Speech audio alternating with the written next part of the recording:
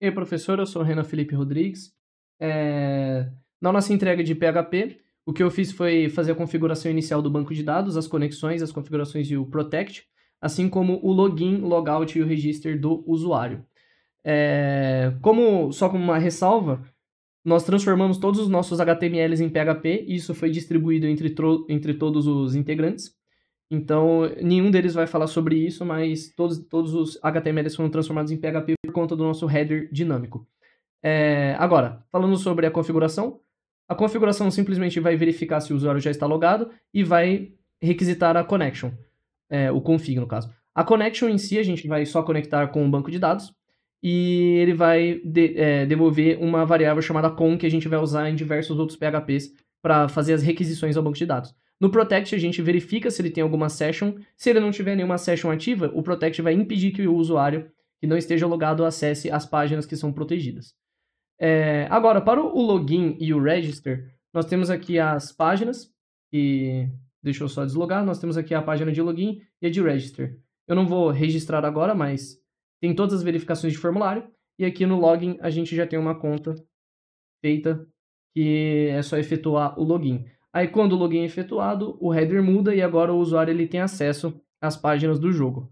Agora, vindo ao código, nós temos aqui o user register, que ele simplesmente verifica as informações que foram passadas do formulário, faz as requisições no banco de dados, de acordo com a conexão que foi feita pelo connection, e ele verifica se está tudo correto, se está tudo liberado, se não tem nenhum username em uso, e-mail, etc. Caso tudo dê certo, ele vai redirecionar o usuário para a página de login e vai registrar tudo que foi passado no banco de dados. Agora, no login, o usuário vai ter que colocar o username e a senha.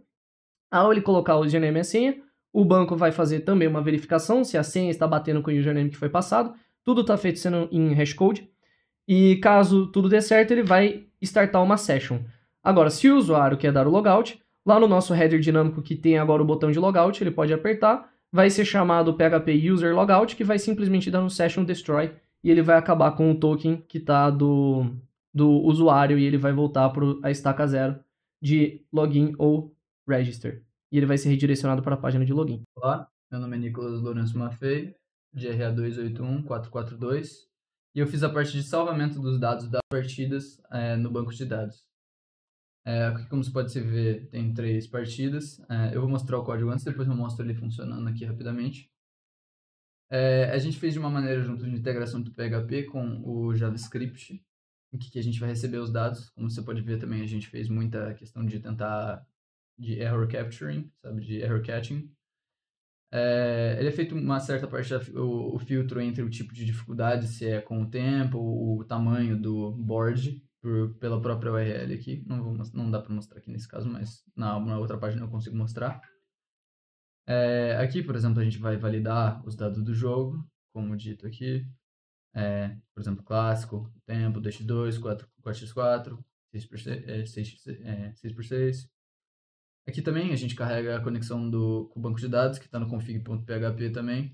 Aqui, uma conexão simples com o banco de dados.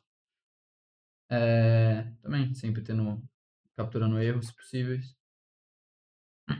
Aí aqui a gente vai inserir os dados no banco, com user ID, game mode, difficulty, que são coisas que vão estar na URL do próprio jogo da partida. Values aqui, que também a gente dá o bind parameters aqui, por exemplo, com user ID, etc. Tudo isso. Acredito que é tudo o principal das funcionalidades que foram feitas por mim, mas eu posso mostrar aqui funcionando. Por exemplo, aqui histórico. Tá vendo que tem 3 jogos. Modo clássico, inicial, tudo pronto, iniciar. Aqui. Iniciar jogo.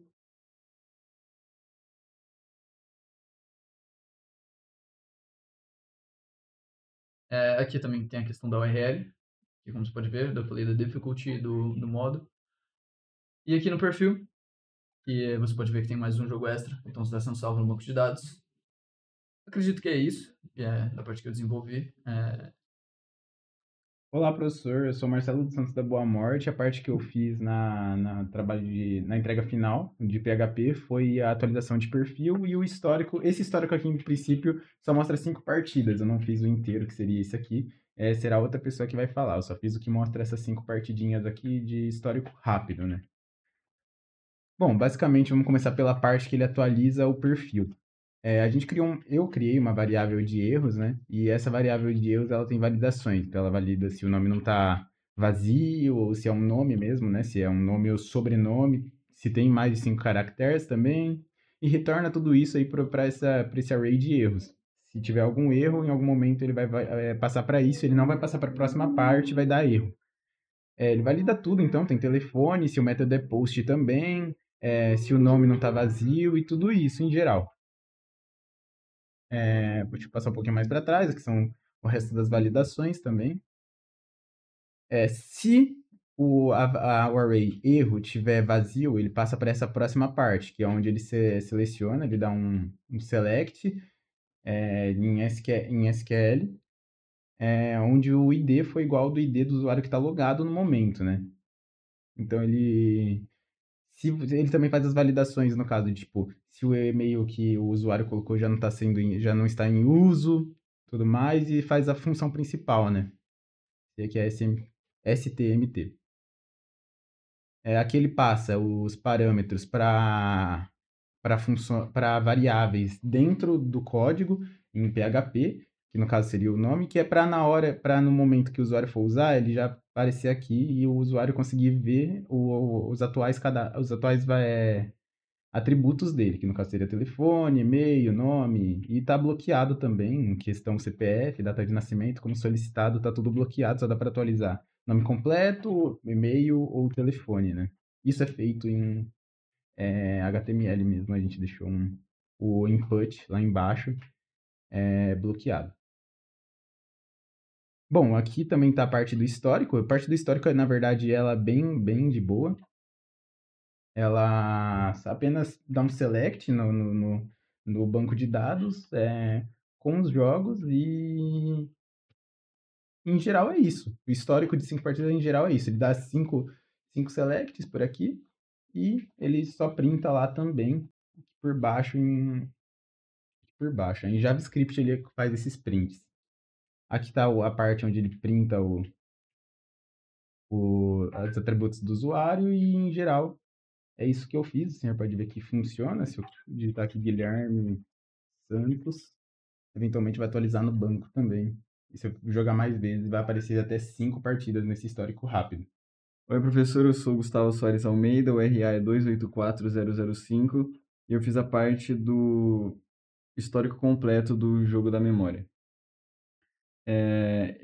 A parte do PHP ele faz uma requisição no banco de dados pelo ID do jogador e é isso. Eu vou mostrar agora o histórico completo aqui. Ele ordena pela data, primeiramente, né? E mostra o total de partidas jogadas, o número de vitórias e a taxa de vitória, que funciona para o modo contra o tempo. Ele mostra todos, esqueci disso, mas vou voltar para dar ênfase que ele mostra todos os jogos, tipo, dos iniciais, raros, lendários ou míticos contra o tempo ou clássico. Certo? Aqui é a página inicial, né, do nosso leaderboard. Aqui a gente muda, né,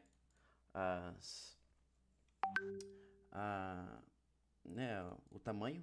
E aqui o clássico contra o tempo, né, que são os modos de jogo.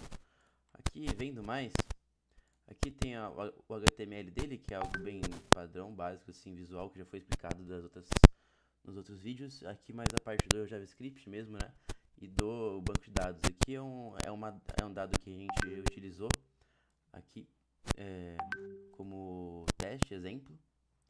E aqui também, beleza, ele primeiro pega o username, pega os segundos, né, que a pessoa demorou para isso, e tranquilo. Aqui a função de ranking, que verifica, né, que cria as badges, né, tranquilo. E aqui para baixo tem também do item, né, se ele for no modo clássico, ele usa esse aqui. Se for contra o tempo, usa o tempo ali, o ícone. Tranquilo, essa aqui é a parte mais importante, né? Primeiro ele faz uma validação aqui e depois ele verifica, né, se é o clássico ou o tempo. Aí tranquilo. Beleza, aqui aí depois tem um sort. Nesse sort aqui é, ele faz a sorte do menor para o maior, de acordo, né, se for o clássico aqui, e depois com o tempo. Então ele vai ordenando, né, colocando no começo da ordenação os que tiverem menos movimentos. Tranquilo. E aqui também menos tempo. Aí beleza, aqui tem outra validação para ver se tem algum, né, se não tiver ele dá o aviso. E beleza. E aqui ele cria a tabela, né, pegando sempre a ordenação mais um. No caso, de acordo com o tempo, né, quanto maior for ficando o tempo, mais para baixo fica a pessoa na tabela. Isso tranquilo. Isso é a animação de entrada, né, ele faz essa animaçãozinha aqui. Tranquilo. E aqui o switch mode, que é quando ele muda o modo, ele renderiza de novo e faz a animação de entrada. E também o switch size, que é essa parte aqui das animações. Então, basicamente é isso. E é isso.